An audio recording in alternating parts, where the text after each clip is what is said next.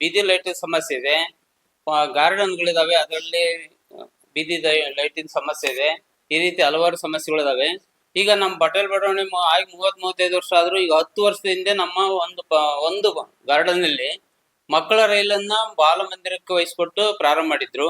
ಅದು ಸತತವಾಗಿ 10 ವರ್ಷ ಮೂಲೆ ಗುಂಪಾಯಿತು. ಅದಕ್ಕೆ ನಮ್ಮ ಕಮಿಟಿಯ ಸತತ ಪ್ರಯತ್ನದಿಂದ ಅಲ್ಲಿ ಇವತ್ತಿನ ದಿವಸ ತುಂಬಾ ಅಭಿವೃದ್ಧಿ ಕಾರ್ಯಗಳು ನಡೀತಾ ಇದಾವೆ. ಅದೊಂದೇ ಪಾರ್ಕ್ನಲ್ಲಿ. ಇದಕ್ಕೆ ನಾವು ಪ್ರಥಮವಾಗಿ ನಮ್ಮ ಜನಪ್ರಿಯ ಸಂಸದರಾದಂತ ಪ್ರಭಾ ಮಲ್ಲಿಕಾರ್ಜುನ್, ನಮ್ಮ ಜಿಲ್ಲಾಧಿಕಾರಿಗಳು ಮತ್ತು ಜಿಲ್ಲಾ ಪಂಚಾಯತಿ ಸಿಒ ಇವರನ್ನ ನಾವು ಕೃತಜ್ಞತೆಯಿಂದ ಅವರ ಒಂದು ಅಭಯಾಸದಿಂದ ಒಂದು ಕೃತಜ್ಞತೆಯನ್ನ ಸಲ್ಲಿಸ್ತದ ಅವರಿಗೆ. ಅದೇ ರೀತಿ ನಮ್ಮ ಪಟೇಲ್ ಬಡಾವಣೆಯಲ್ಲಿ ಒಳಚರಂಡಿ ವ್ಯವಸ್ಥೆ UGD ಇಡೀ ಬಡಾವಣೆಯಲ್ಲೇ ಸಮಸ್ಯೆ ಇದೆ. ದಿನಕ್ಕೆ 1-2 ಸಮಸ್ಯೆಗಳು ಬರ್ತವೆ. ಇದ್ರ ಬಗ್ಗೆ ನಾವು ದಾವಣಗೆರೆ ಹರಿಹರ ನಗರಾಭಿವೃದ್ಧಿ ಪ್ರಾಧಿಕಾರಕ್ಕೂ ಹಾಗೂ ದಾವಣಗೆರೆ ಮಹಾನಗರ ಪಾಲಿಕೆಗೂ ನಾವು ಮನವಿ ಸಲ್ಲಿಸಿದವಿ. ಸುಮಾರು 3 ಜನ ಆಯುಕ್ತರು, 3 ಜನ ಮಹಾನಗರ ಪಾಲಿಕೆ ಆಯುಕ್ತರು, 3 ಜನ ದೂಡ ಆಯುಕ್ತರು ಬದಲಾವಣೆ ಆದ್ರು. ಎಕ್ಸಿಕ್ಯೂಟಿವ್ ಇಂಜಿನಿಯರ್ಗಳು ಚೇಂಜ್ ಆದ್ರು. 2 ವರ್ಷಗಳಿಂದ ನಮಗೆ ಎಸ್ಟಿಮೇಟ್ ಮಾಡ್ತೇವೆ, ಅಪ್ರೂವ್ ಬಡ್ಜೆಟ್ ನಲ್ಲಿ ಸೇರಿಸಿದೇವಿ, ಸರ್ಕಾರ ಕಳ್ಸಿದ್ವಿ ಅಂತ ಹೇಳ್ಬಿಟ್ಟು ನಮ್ಗೆ 2 ವರ್ಷದಿಂದ ತಳ್ತಾ ಇದಾರೆ.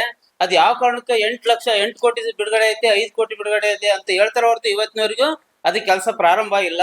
ದಿನನಿತ್ಯ 1-2 ನಮಗೆ UGD ಸಮಸ್ಯೆ ಬರ್ತವೆ. ಆಮೇಲೆ ಇನ್ನೊಂದು 2ನೇ ದಿನ ಐತೆ ಅಂದ್ರೆ ನಮ್ ಪಟೇಲ್ ಬಡಾವಣೆ ಯಾವ ಸ್ಥಿತಿ ಆಗೈತಪ್ಪ ಅಂತಂದ್ರೆ ನಮ್ಮಲ್ಲಿ 2 ಸಂಸ್ಥೆಗಳ ಮಧ್ಯದಲ್ಲಿ ಸಿಕ್ಕೊಂಡು ನಾವು ಒದ್ದಾಡ್ತದವಿ. ದಾವಣಗೆರೆ ಹರಿಹರ ಮಹಾನಗರ ಪಾಲಿಕೆ, ಆಮೇಲೆ ದಾವಣಗೆರೆ ಹರಿಹರ ನಗರಾಭಿವೃದ್ಧಿ ಪ್ರಾಧಿಕಾರ ಮತ್ತು ದಾವಣಗೆರೆ ಮಹಾನಗರ ಪಾಲಿಕೆ ಇವೆರಡರ ಮಧ್ಯೆ ನಾವು ಸಿಕ್ಕೊಂಡಿದವಿ.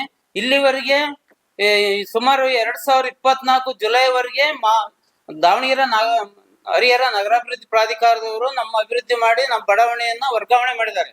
ವರ್ಗಾವಣೆ ಮಾಡಿದ ಮೇಲೆ ಸಹ ನಾವು 1 ವರ್ಷದಲ್ಲಿ ನಾವು 2 ಸರಿ ನಾವು, ಯಾಕಂದ್ರೆ ಜುಲೈನಲ್ಲಿ ಅವ್ರು ವರ್ಗಾವಣೆ ಮಾಡಿದ್ರೆ ಆ ವರ್ಷದ್ದು ಮತ್ತು ಏಪ್ರಿಲ್ ಆದಟ್ಟಿಗೆ ವರ್ಷ 2 ವರ್ಷ ಒಂದೇ ವರ್ಷದಲ್ಲಿ 2 ನಾವು ಕಂದಾಯ ಕಟ್ಟಿದವ್ ನಾವು. ಅದೇ ರೀತಿ ನಾವು ಪ್ರತಿ ವರ್ಷ ಕಂದಾಯ ಕಟ್ಟಿ ಬರ್ತದವಿ. ಯಾವುದೇ ನಮ್ಮ ಒಂದು ಸಮಸ್ಯೆಗಳನ್ನ ತಗೊಂಡು ಹೋದ್ರೆ ನಮ್ಗೆ ಸರಿಯಾದ ಉತ್ತರ ಸಿಗ್ತಲ್ಲ 2 ಕಡೆನೂ. ಯಾವ ರೀತಿ ಐದಪ್ಪ ನಮ್ಮ ಬಡಾವಣೆ ಸ್ಥಿತಿ ಅಂದ್ರೆ, ಮಧ್ಯರಾತ್ರಿಯಲ್ಲಿ ಅಮಾಯಕ ಒಬ್ಬ ಹೆಣ್ಣು ಮಗು ಮಧ್ಯರಾತ್ರಿಯಲ್ಲಿ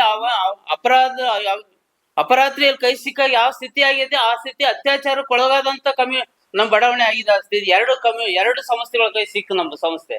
ಯಾರು ದುಡ್ಡು ಖರ್ಚು ಮಾಡ್ತಾರೆ, ಯಾರು ಹಾಕ್ತಾರೆ, ಯಾರು ಕೆಲಸ ಮಾಡ್ತಾರೆ ಅನ್ನೋದೇ ಗೊತ್ತಾಗದಂಗ ಐತೆ. ಈಗ ಏನಾಗ್ಬಿಟ್ಟಿದೆ ಅಂತಂದ್ರೆ, ನಾನು ಈ ಆಪನ್ನ ಯಾಕೆ ಮಾಡ್ತಾನಪ್ಪ ಅಂತಂದ್ರೆ, ನಮ್ಮಲ್ಲಿ ಸುಮಾರು ಈಗ 6 ತಿಂಗಳ ಕೆಳಗೆ 300 ಬೀದಿ ಲೈಟ್ಗಳು ಸೆಟ್ ಬಂದಿತ್ತು, ಹಾಕಿದಾವೆ ಅಂತ ಹೇಳಿದ್ರು. ಅವ ನನ್ನ ಕರೆದು ನನ್ನ ಜೊತೆ ಕರ್ಕೊಂಡು ಹೋಗಿ ನನ್ನ ಜೊತೆ ಫೋಟೋ ತೆಗ್ಸ್ಕೊಂಡು ಅಧ್ಯಕ್ಷರು ಅಂತ ಹೇಳ್ಬಿಟ್ಟು ಜೋಡಿಸೋದ್ರು. ಆಮೇಲೆ ಒಬ್ರು ಕೇಳಿದ್ರೆ 200 ಅಂತಾರೆ, ಒಬ್ರು ಕೇಳಿದ್ರೆ 100 ಅಂತಾರೆ. ಆಮೇಲೆ ನಾವು ಅವತ್ತು ಹಾಕಿ ಒಂದೇ ವಾರದಲ್ಲಿ ಬಿಚ್ಕೊಂಡು ಹೋಯ್ತಾರ. ಅವನ್ನ ಯಾರು ಬಿಚ್ಕೊಂಡು ಹೋಯ್ತಾರ ಅಂತ ನಾವು ನೇರವಾಗಿ ಕೇಳಿದ್ರೆ ಅದಕ್ಕೆ ಸರಿಯಾದ ಉತ್ತರ ಬರ್ತಾ ಇಲ್ಲ. ಒಂದು ಉತ್ತರ ಏನ್ ಬಂತು, ಆ ವರ್ಷ ನಮಗೆ ದುಗಮ ಜಾತ್ರೆ ಇತ್ತು, ಅಲ್ಲೇನೋ ಸಮಸ್ಯೆ ಐತೆ, ಅಲ್ಲಿ ಬಿಚ್ಕೊಂಡು ಹೋಯ್ತಾರ ಅಂತ ಒಬ್ರು ಹೇಳಿದ್ರು. ಒಬ್ರು ಏನ್ ಹೇಳಿದ್ರು, ಇಲ್ಲ ಜುಮ್ ಅಂತದ್ದು, ಶಾಕ್ ಹೊಡಿತದ್ದು, ಈ ತರ ಸಮಸ್ಯೆ ಇತ್ತು, ಅದರಿಂದ ಬಿಚ್ಕೊಂಡು ಹೋಯ್ತು ಅಂತ. ಆದ್ರೆ ಯಾಕೆ ಬಿಚ್ಕೊಂಡು ಹೋಯ್ತಾರ ಅಂತ ವಾಪಸ್ ಅಂತೂ ಬಂದಲ್ಲ. ಈಗ ಹೆಚ್ಚು 6-8 ತಿಂಗಳಾಯ್ತು. ಆಮೇಲೆ ಲೈಟ್ಗಳಿಗೆ ಆನ್ ಆಫ್ ಮಾಡೋರೇ ಇಲ್ಲ. ಅಲ್ಲಿ ಏನಾಗ್ಬಿಟ್ಟಿದೆ ಅಂದ್ರೆ ಟೈಮರ್ಗಳು ಅಳವಡಿಸ್ತಾರೆ. ಅವ್ರು ಟೈಮರ್ಗಳು ಎಂತ ಜೋಡಿಸ್ತಾರೆ ಅಂತ ಗೊತ್ತಿಲ್ಲ. 3 ತಿಂಗಳು ಬರೋದಿಲ್ಲ ಅವು. ಹಾಕಿದ ಲೈಟ್ಗಳು ಆಫ್ ಮಾಡೋದೇ ಇಲ್ಲ. ನಾನು ಬೆಳಿಗ್ಗೆ ಎದ್ದು ಸಾಯಂಕಾಲ ಎದ್ದು ನಮ್ಮ ಕಮಿಟಿಯವರು ಯಾರೋ ವಾಕ್ ಬಂದಾಗ ಆಫ್ ಮಾಡ್ಬೇಕಂತ ಸ್ಥಿತಿ ಬಂದಿದೆ.